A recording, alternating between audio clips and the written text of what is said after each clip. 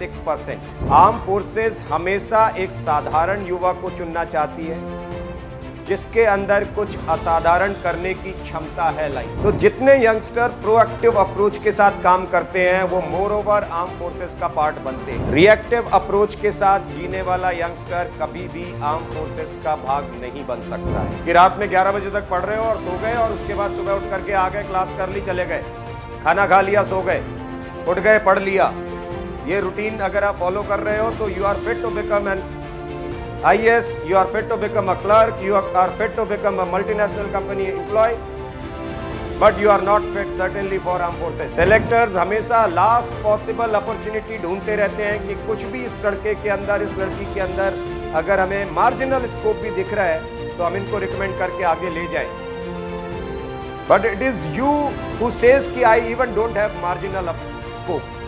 आप ये बता रहे हैं कि सर मेरे अंदर अभी वो बहुत बड़ी कमियां हैं, मैं अभी आपके साथ कोप अप नहीं कर पाऊँ। कुम्हार का काम और सिलेक्शन बोर्ड का काम एक ही है। सिलेक्शन बोर्ड भी सिर्फ उस तलाश में रहता है कि एक विशेष किस्म का रॉ मटेरियल हमको मिल जाए। परफेक्ट नहीं चाहिए, रॉ मटेरियल, जिस लड़के को आगे ट्रेनिंग में ले जा करके हम एक अच्छे ऑफिसर में शेप कर सकते हैं, बदल सकते हैं।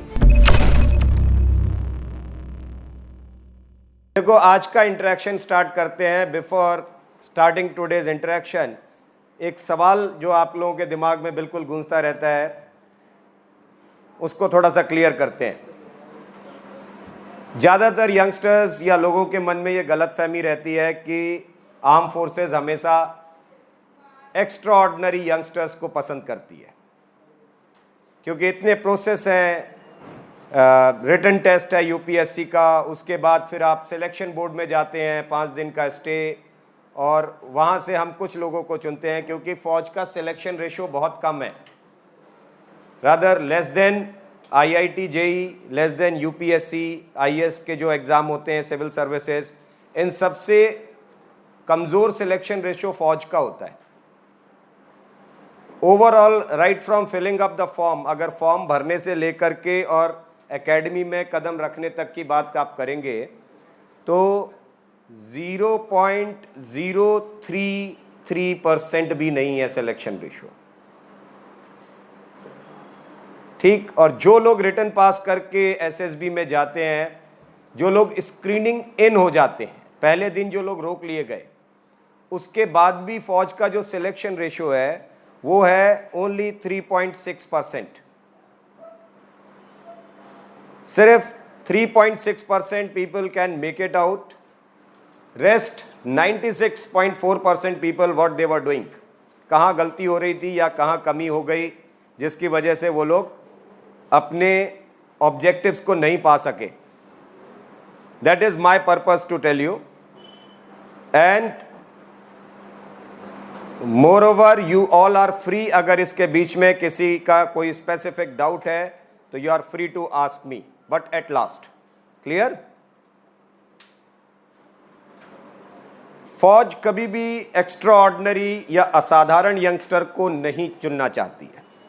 ये गलत फहमी है लोगों के दिमाग में कि एक्स्ट्रा ऑर्डिनरी यंगस्टर्स आएंगे तभी हम रिकमेंड करेंगे। आर्म फोर्सेस हमेशा एक साधारण युवा को चुनना चाहती है जिसके अंदर कुछ असाधारण करने की क्षमता है लाइफ में। Always we are looking for an ordinary youngster who is having some potential of doing extraordinary things in his life. ठीक है, तो बिल्कुल, क्योंकि जब आप असाधारण साधारण ऐसी चीजें अपने दिमाग में बनाने लग जाते हैं तो आपका सेल्फ एस्टीम या कॉन्फिडेंस लेवल नीचे चला जाता है। And a youngster with low confidence और low self esteem can never be part of Indian Armed Forces. As a youngster, you start believing on everything, but the worst part is you don't believe on yourself. आप अपने ऊपर विश्वास नहीं करते हो, बाकी सब पे विश्वास करते हो, ठीक। ये सबसे बड़ी वजह है जिसकी वजह से आप नहीं रिकमेंड होते हैं। ये जो 96.4% लोग बाहर रह जाते हैं, जो ऐसा नहीं कि वो मेहनत नहीं करते हैं, लेकिन उनके मेहनत करने में दो चार जो कमियां रह जाती हैं, इंपॉर्टेंट पार्ट है कि ये सारे के सारे यंगस्टर जो होते हैं वो रिएक्टिव अप्रोच के होते हैं, ये प्रोएक्टिव अप्रोच के नहीं होते हैं। Now what is reactive and proactive? Reactive approach क्या है आपकी, कि जैसे आप देखते होंगे बारिश पड़ने लग गई तब लोग छत ढूंढते हैं, ठीक है, ये है रिएक्टिव अप्रोच।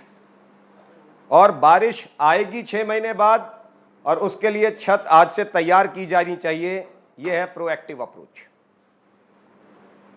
तो जितने यंगस्टर प्रोएक्टिव अप्रोच के साथ काम करते हैं वो मोर ओवर आर्म फोर्सेस का पार्ट बनते हैं। जो लोग सिर्फ रिएक्टिव अप्रोच में जीते रहते हैं वो youngster, let me make it very clear to you, reactive approach के साथ जीने वाला यंगस्टर कभी भी आर्म फोर्सेस का भाग नहीं बन सकता है। ये गलतफहमी अपने दिल से निकाल दीजिए। व्हाट वी आर ऑब्जर्विंग कि आज आप रिटन की तैयारी शुरू करते हैं and you are over focused on your written examination. After making it out into your written examination, आप यहाँ से रिटन पास करके जाएंगे और फिर जब एसएसबी फेस करना होता है तब आप भागते हो इधर उधर कि अब मैं अपने अंदर क्या बदलाव लाऊं, कहाँ कोचिंग ले लूं, कैसे अपने आप को फिट कर लूं फौज के लिए, क्योंकि वो दुविधा बहुत बड़ी होती है बेटा। आधी मेहनत आप पार कर चुके हो, यूपीएससी का एग्जाम पास करना आसान नहीं है, और आधी चीज जब आधी दौड़ आप क्लोज कर चुके होते हो और फिर बची हुई आधी के लिए आप असमंजस में खड़े होते हो, उससे बड़ी खराब स्थिति एक यंगस्टर की नहीं हो सकती है। और जिस दिन आप एसएसबी में जाते हो, मान लीजिए कि उसको पहले दिन स्क्रीन आउट करके वापस भेज दिया जाए, तो उसकी जो साल 1.5 साल की मेहनत थी वो पहले दिन खत्म हो जाती है, उसकी दौड़ वहीं खत्म हो गई है ना। ऐसा होता है कि नहीं होता है? सारे सपने 1 सेकंड में टूट जाते हैं। By the time your chest number is announced, बस खेल वहीं तक का था। जितने लोगों का चेस्ट नंबर बोला गया वो खुश हो गए कि ठीक है हमारी मेहनत रंग लाई, जितने लोगों का नहीं बोला गया वो वापस चले गए मायूस होकर के। ठीक, रादर फिर वहीं पर देखो बात आती है कि जो लोग आखिरी समय में काम करते हैं, भागदौड़ मचाते हैं कि जी एसएसबी की तैयारी कर ली जाए, फला जगह कोचिंग कर ली जाए, फला ट्रेनर से सीख लें, ये सब रिएक्टिव अप्रोच के यंगस्टर हैं। वो कहीं भी कुछ कर लें, मैं आपको अश्योर कर सकता हूं कि उनकी लाइफ में बदलाव आने वाला नहीं है, because there approach is reactive approach. वो मौका पड़ता है तब उसके बाद काम करते हैं। ठीक, रादर ये देखो क्या होता है, जैसे आप YouTube पर हमको कमेंट्स आते रहते हैं, सर हिंदी में बोलेंगे तो सिलेक्शन हो जाएगा। ये बहुत बड़ा कमेंट है और हर दूसरा कमेंट ऑलमोस्ट ऐसा ही आता है कि सर हिंदी में बात करने से एसएसबी में सिलेक्शन हो जाता है। अब इस यंगस्टर का मैसेज पढ़ने के बाद पहली चीज तो मुझे ये लगता है कि यार ये कितना रिएक्टिव है, इसका कैसे सिलेक्शन होगा। Rather than asking this question, अगर वो ये सवाल पूछने से अच्छा ये कहते हैं कि सर अभी मेरे पास 1 साल का समय है, मैं अपनी इंग्लिश सीख क्यों नहीं सकता हूं, और वो भी 2022 में जहां पूरी दुनिया डिजिटलाइज्ड हो गई है। आप पिछले 2 साल से ऑनलाइन एजुकेशन पर चल रहे हो, आपने बहुत सारी चीजें ऑनलाइन ही सीख ली हैं। रादर आप में से कोई ऐसा नहीं है जिसके पास मोबाइल फोन नहीं होगा। सब सुविधाएं होने के बाद भी आप भाषा से डरते हो, और आप अचानक क्या चाहते हो कि यहां से रिटन पास करके 15 दिन के अंदर अंग्रेजी सीख लेंगे और जाकर के कुछ बोल दिया एसएसबी में और एसएसबी वाले जो है वो रिकमेंड कर देंगे आपको। आपने उस पर पहले काम क्यों नहीं किया? 4 चीजें आज से अपनी लाइफ में आप बिल्कुल बना लीजिए। अगर ऑन एवरेज एनडीए एंट्री सबसे ज्यादा ट्रेनेबिलिटी आपके अंदर ही होती है। ट्रेनेबिलिटी मतलब scope of training available in any youngster, और आपसे ज्यादा ट्रेनिंग भी नहीं है। 4 साल की ट्रेनिंग आप करते हो, इस 4 साल में बहुत बदलाव आने वाला है और आपकी एज भी बहुत कम होती है। Trainability in a youngster is calculated on 3-4 major things. 1, what is age of a youngster? 2nd, what is his education? 3rd, what is his social status, what is his economical status, घर की स्थितियां कैसी हैं, किस परिक्षेत्र से वो आ रहे हैं, क्या उनकी एजुकेशन है, क्या उनकी एज है। इन सब चीज़ों के ऊपर बहुत कुछ डिपेंड करता है कि अब आपके अंदर आने वाले समय में क्या बदलाव आएगा बाय द गिवन ट्रेनिंग। ठीक, तो अब इसके लिए आपको यहां से 3-4 चीज़ों के ऊपर वर्कआउट करना है जो आप में से बिल्कुल दिल से डिवोटेड है कि मुझे फौज में जाना है या I have to be the part of Indian arm forces as a commissioned officer. पहली चीज जो सिलेक्शन बोर्ड में देखी जाती है that is your comfortability with language, how much comfortable this youngster is with his language. पहली चीज भाषा के साथ सहज होना, क्योंकि ज्यादातर लोग इस गलत फहमी में रहते हैं, या मैंने सुना है बहुत सारे लोगों को इस तरीके से बात करते हुए भी कि इंग्लिश में बोलना पड़ता है एसएसबी में, और वो ज़बरदस्ती की अंग्रेजी बोल रहा है, वो भी रिकमेंड नहीं होगा। दो वो अपनी खुशफहमी के लिए बोल सकता है एक बार कि हम जो है इंग्लिश में बात कर रहे थे, बट ये ज़बरदस्ती की अंग्रेजी है। What I said, comfortability with language, ठीक है, जिसमें आपको बात करते समय अलग से जोर ना लगाना पड़े, आपके चेहरे के हाव भाव ना बदलें, आप बड़ी सहजता से बात करते हो। Communication counts like verbal as well as non verbal communication skill. आपकी शारीरिक भाषा कैसी है, बिल्कुल उतरा हुआ शरीर है, लटका हुआ चेहरा है, झुकी हुई आंखें हैं, डरा हुआ सा यंगस्टर खड़ा है, वो अंग्रेजी बोल भी लेगा तो किसी काम का नहीं है।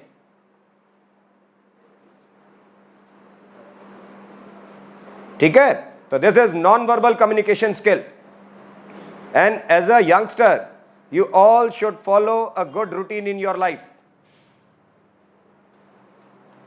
You are here to become army officer, air force officer or naval officer. You are not here to become a clerk. कि रात में 11 बजे तक पढ़ रहे हो और सो गए, और उसके बाद सुबह उठ करके आ गए, क्लास कर ली, चले गए, खाना खा लिया, सो गए, उठ गए, पढ़ लिया। ये रूटीन अगर आप फॉलो कर रहे हो तो you are fit to become an IAS, you are fit to become a clerk, you are fit to become a multinational company employee, but you are not fit certainly for armed forces. तो physical fitness बहुत जरूरी है आपकी life में। How do you adapt, it is your outlook, ढालना पड़ेगा, और आपके पास समय भी है अभी बहुत ज्यादा। Physical fitness requires only 40 minutes, right? You people are 16-17 years, I believe. Yes, sir. What you can guess my age is? 38. Thank you very much, considering me too young. 44. Okay, quite close. 44. I am 47 now, and I can challenge you कि I am still fit than many of you. आप में से अभी भी बहुत सारे लोगों से मैं ज्यादा फिट हूंगा। ठीक है, physical fitness what you do is for your own self, it requires only 30-40 minutes, 50 minutes. अगर ये भी आप अपने लिए नहीं दे सकते हो, आप अपनी लाइफ में क्या बदलाव लाओगे? एक यंगस्टर ये कहने के लिए, ये देखो भ्रामिक बातें होती हैं, आप ये कह रहे हैं कि जी मैं देश के लिए लड़ना चाहता हूं, ये सपना देख रहे हो, और अपनी कमियों से, अपनी शॉर्टकमिंग से आप लड़ नहीं पा रहे हो। आपको पता है अच्छे से कि आप लैंग्वेज को लेके कंफर्टेबल नहीं हो, आप उस चीज की लड़ाई जीत नहीं पा रहे हो, और आप ये कहते हो कि साहब मैं देश के लिए लड़ने के लिए तैयार हूं। कौन लड़ाएगा आपको? ये क्या है? वर्बल जोश है, बातूनी जोश, कि बातें कर लो अच्छी अच्छी, और उससे अगर सिलेक्ट कर सकते हो तो कर लो। सिलेक्शन बोर्ड की जो प्रोसेस है वो बहुत ट्रांसपेरेंट है। एक आदमी को असेस नहीं करना है, 3 असेसर्स हैं, और हर असेसर आपकी पर्सनालिटी को ही असेस कर रहा है, and they are trained in such a manner they can bring you out of your comfortable zone very easily. आपको अपने कंफर्ट जोन से बाहर निकाल के स्ट्रेस में ला करके आपके ट्रू बिहेवियर को बड़ी आसानी से असेस कर सकते हैं। इस तरीके से वो ट्रेंड है। तो first message should be very clear to you, all of you need to work hard on your communication, you need to be your comfortability with language is prime objective. Clear? Yes, sir. Second is your IQ level. A youngster need to be very sharp with his brain. A good vision, a broad vision, दूर तक की सोच रखने वाला एक youngster चाहिए, खुले दिमाग का, बिल्कुल संकुचित मानसिकता का, छोटे दिमाग का, रिजिड माइंडसेट का यंगस्टर फौज में नहीं चल सकता। So try to develop your IQ level through various practices. आप खाली समय में सुडोकू वगैरह प्रैक्टिस कर सकते हो, या अपने दिमाग को तेज करने वाली एक्टिविटीज में ज्यादा रखा करो अपने आप को। ठीक है, तो IQ लेवल अच्छा रखना है। Third is your general awareness. What is happening all around you? You should be aware of that. And I am talking about general awareness. I am not talking about general knowledge. मैं general knowledge की बात नहीं कर रहा हूं, मैं general awareness की बात कर रहा हूं। General knowledge is part of general awareness. आप अखबार पढ़ोगे, यूट्यूब में आप न्यूज़ देखोगे, टीवी चैनल्स देखोगे, आपकी जनरल नॉलेज बढ़ जाएगी, जनरल अवेयरनेस नहीं बढ़ेगी। Awareness is what? Right from immediate surrounding to the last reach. आपके अगल बगल क्या हो रहा है वहां से लेकर के दूर तक, जहां तक आप सोच रहे हो नेशनल इंटरनेशनल लेवल तक, वो जानकारी आपको है, उसको कहते हैं जनरल अवेयरनेस, कि आपके अगल बगल इर्द गिर्द क्या हो रहा है। ठीक है, और यंगस्टर रट्टा मार के आया हुआ है, ही नोज वेरी वेल कि यूक्रेन में क्या हो रहा है, रशिया यूक्रेन का कॉन्फ्लिक्ट क्या है ये पता है, मेरे डिस्ट्रिक्ट का डीएम कौन है ये नहीं पता, मेरे स्टेट का गवर्नर कौन है ये नहीं पता। तो this candidate gain general knowledge but hadn't worked out on general awareness. Awareness अच्छी होनी चाहिए आपकी। Fourth and most important thing what armed forces is looking in you is liveliness. खुश मिजाज, जिंदा दिल यंगस्टर।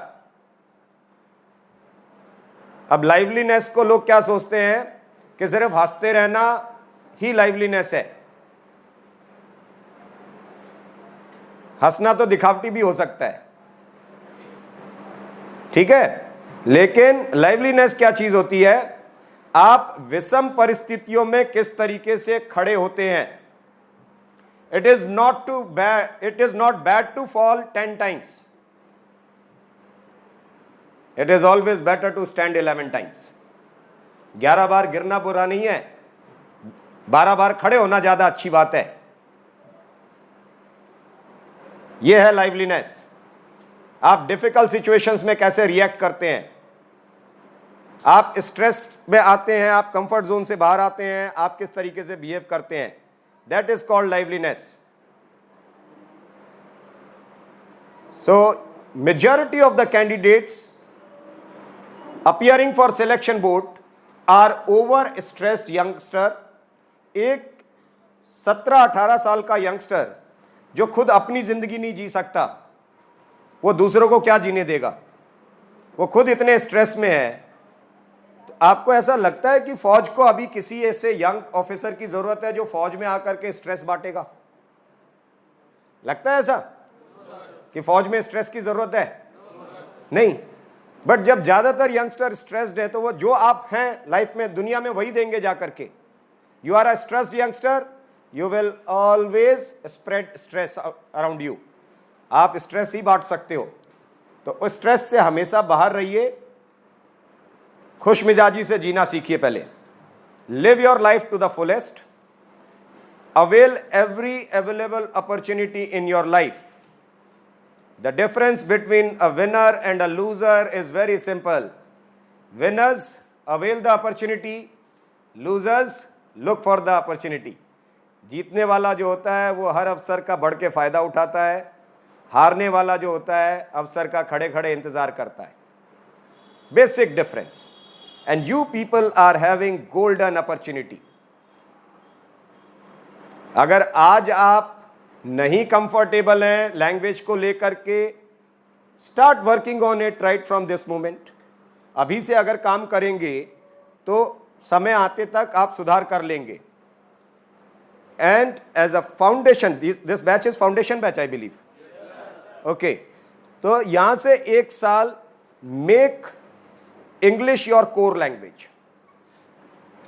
तुम लोग क्या करते हो, यहां से जब बाहर जाते हो तो बस वो अपने रीजनल लैंग्वेज और रादर फिर वो हिंदी, ज़्यादा समय आप उसके साथ बिताते हो। जब आप कोचिंग इंस्टीट्यूट में आते हो 40 मिनट अंग्रेजी के एक पीरियड में आप सोचते हो अंग्रेजी बोल करके आप कंफर्टेबल हो जाओगे, किसी कीमत पर नहीं।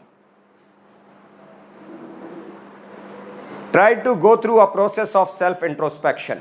पहले अपना आत्ममंथन, जब हम कोई, आपने टारगेट एक चुना है, उस टारगेट के लिए पहले आप एक आत्ममंथन करिए कि भाई वाकई मेरे अंदर अभी क्या कमी है या इस टारगेट को पाने के लिए क्या कर सकते हैं। हर ऑर्गेनाइजेशन की अपनी कुछ एक्सपेक्टेड लेवल होता है जिसको एक्सपेक्टेशंस कह सकते हैं, और जो आप परफॉर्म कर रहे हो वो आपका प्रेजेंट परफॉर्मेंस लेवल मान लिया। ठीक, बहुत मुश्किल नहीं है दुनिया में। देखो ज्यादातर लोगों को मैंने यही बोलते सुना है कि SSB is a very tough thing. SSB से आसान कुछ भी नहीं है। एसएसबी में रिकमेंड ना होने की वजह ज्यादातर यंगस्टर्स खुद होते हैं। सेलेक्टर्स हमेशा लास्ट पॉसिबल अपॉर्चुनिटी ढूंढते रहते हैं कि कुछ भी इस लड़के के अंदर, इस लड़की के अंदर अगर हमें मार्जिनल स्कोप भी दिख रहा है तो हम इनको रिकमेंड करके आगे ले जाएं। But it is you who says कि I even don't have marginal scope.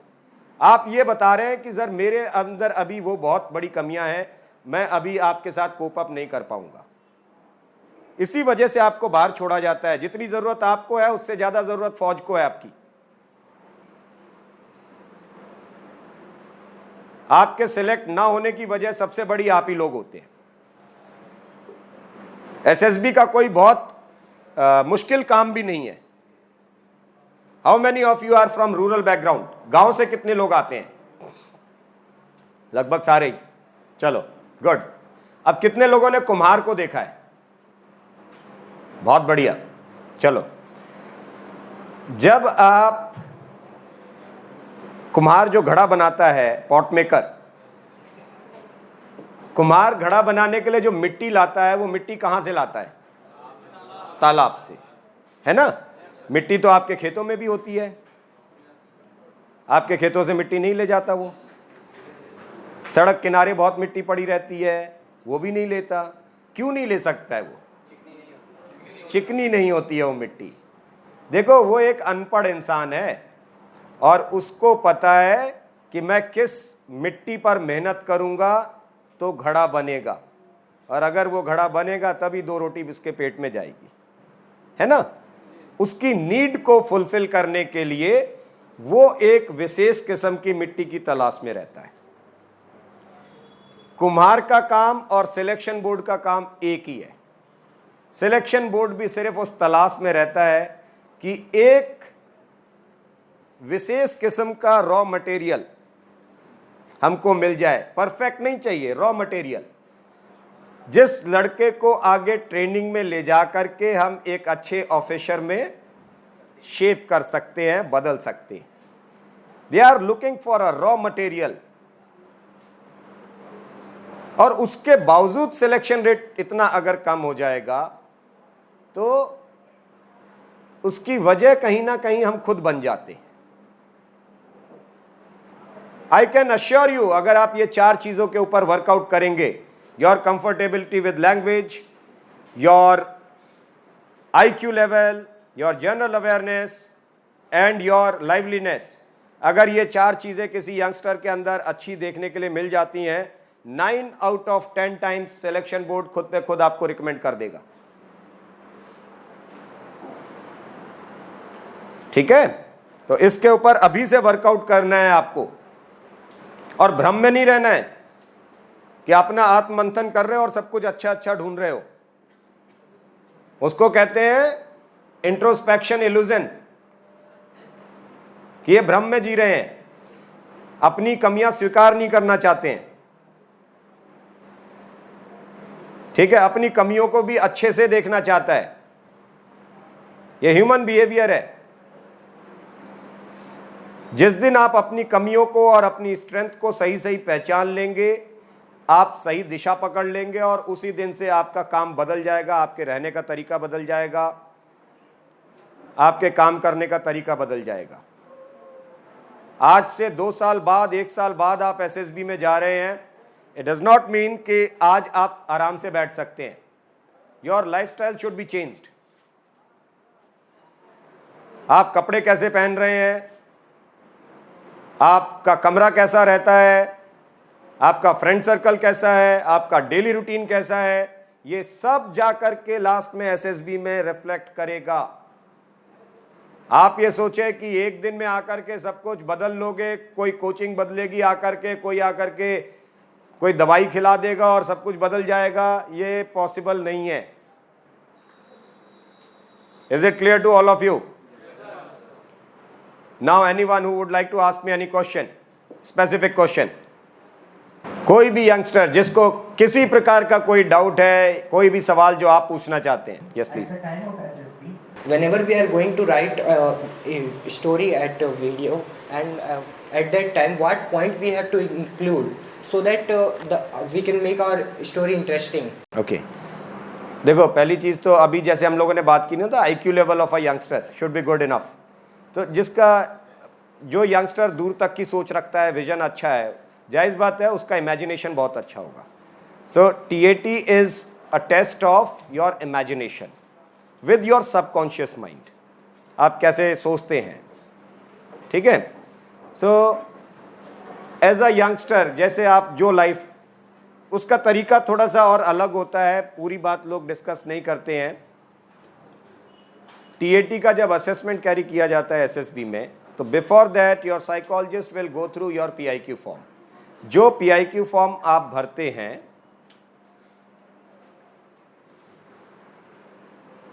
उसको पहले आपके साइकोलॉजिस्ट पढ़ेंगे। बिना PIQ फॉर्म पढ़े आपका साइकोलॉजिकल डोजियर असेस नहीं किया जा सकता, ठीक है।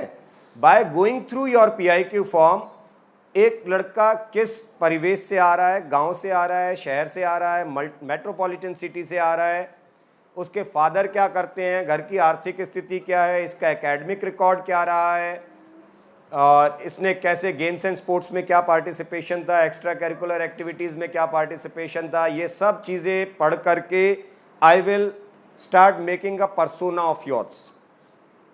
मैं आपको देख नहीं रहा हूँ, आप मेरे सामने नहीं है, मगर वो पढ़ने के बाद इस यंगस्टर का मैंने अपने आगे एक पर्सोना बनाया कि ये यंगस्टर इस प्रकार का होगा। और फिर जब मैं आपकी स्टोरी पढ़ना शुरू करता हूँ, तो I will correlate your stories to your persona, ठीक है। कभी कभी क्या होता है, जो आपका सवाल था कि क्या चीज़ें बनाएं उसके अंदर ताकि स्टोरी इंटरेस्टिंग हो जाए, ये प्री कंसीव्ड आइडिया में चला जाता है कि आप जो कहानियाँ लिख रहे हैं वो आपके पर्सोना से बिल्कुल मैच नहीं कर रही है, आप हाइपोथेटिक कहानियाँ लिख रहे हैं, आप विशफुल आइडियाज़ लिखना शुरू कर देते हैं।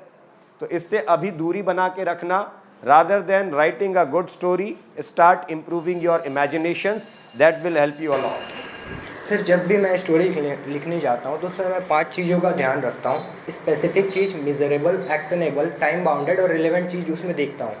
सर, क्या ये सही है? नहीं, ये कहीं आपने YouTube से सुना है, कहीं से आपने पढ़ा है इससे पहले TAT के बारे में, और उसको आप अप्लाई करने की कोशिश कर सकते हैं, या आप ज़्यादा इन्फ्लुएंस हो गए होंगे इस वजह से आप उसको अप्लाई कर। नो सर, इससे मैंने YouTube में नहीं सुना है, मैंने एक जगह देखा था कि स्मार्ट वर्क, सो उसका ये डेफिनेशन एक तरह से बनाया गया था, और आपने उसको पढ़ करके इसके ऊपर अप्लाई करना शुरू कर दिया, ठीक है। आप देखिए, पहली चीज़ तो ये समझिए कि आप अच्छी स्टोरी लिखने जा रहे हैं, but how logical you are, if you are involving your main character into some work, so there should be some reason of getting involved into that work.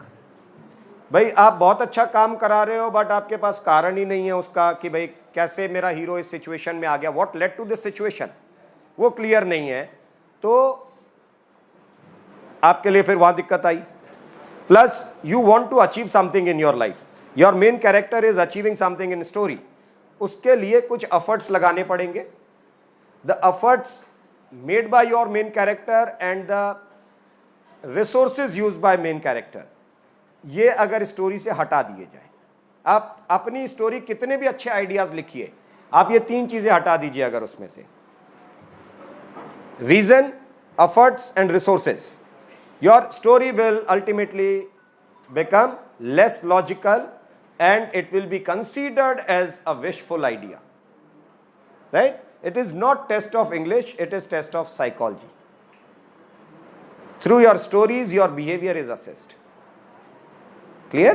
तो अभी आप imaginations बढ़ाइए, अपनी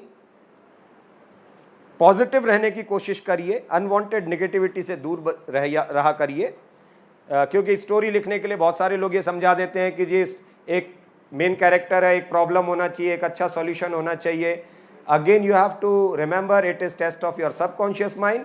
तो आप अगर अपने सबकॉन्शियस माइंड से बार बार प्रॉब्लम बीच में दोहराते जाएंगे तो आप हर जगह प्रॉब्लम ढूंढना शुरू कर देंगे and you will be reflecting a negative personality. ठीक है? Yes sir. Okay, thank you sir. Please. I am out from I parameters in medical. Then either sir इसके बावजूद मैंने डिफेंस लाइफ को चूज़ किया, ये सही है कि गलत?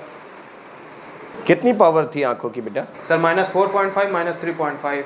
-4.5 को, क्योंकि अभी आप 18 के ऊपर नहीं हुए हो तो आप उसको धीरे धीरे कंट्रोल करो, रेक्टिफाई करो। अगर कुछ प्रैक्टिसेस हैं, एक्सरसाइज है, किसी आई स्पेशलिस्ट से मिलोगे।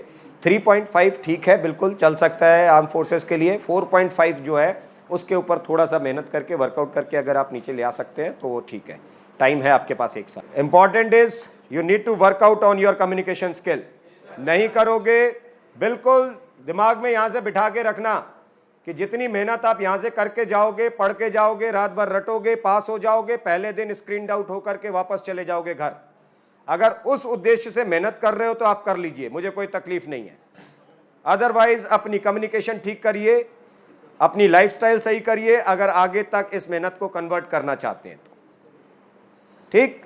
Stay fit, stay healthy.